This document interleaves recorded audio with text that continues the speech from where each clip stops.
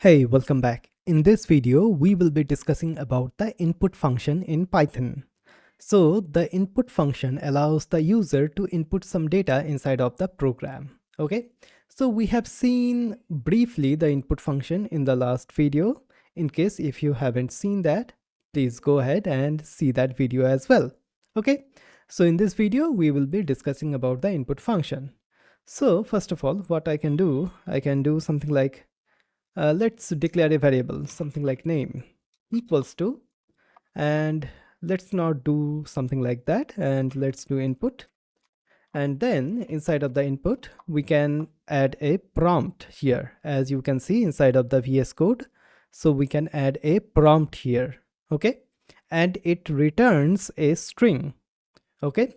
So let's do something like, what is your name? Okay, and then add a space. Okay, so otherwise it will be very clunky.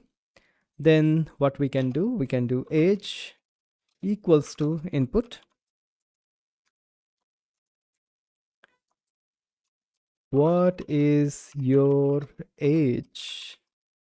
Okay, all right. And now what we can do, we can print something like an if string of like hello name,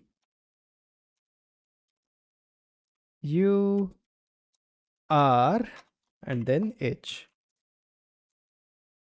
Okay, all right, I hope that makes sense. So we have learned about the if strings in the previous videos as well.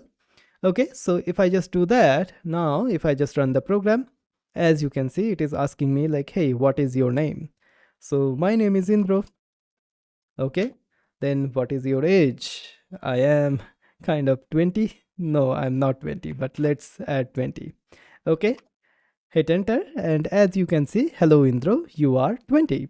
Okay, so this is the whole program which we have written out here, which is good. Now, in case if you are not able to input your name and the age inside of the terminal, so most probably what is happening, your code is being run by this output window. So what you can do, you can just go ahead and open a terminal and do Python and then /main.py, something like that. It works. Or one of the other things which you can do, you can just do something like code runner and run in terminal. So you have to check this one. Okay, all right, so this is the thing. Now as you can see, I am having some of the spaces here, right?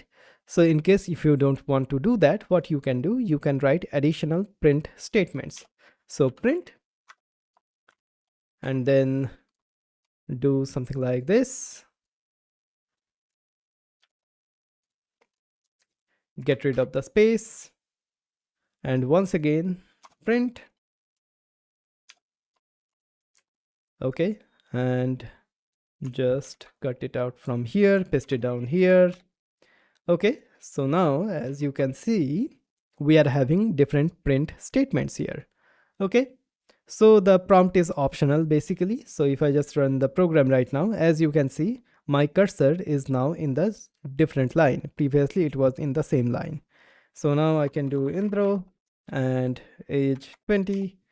Hello Indra, you are 20.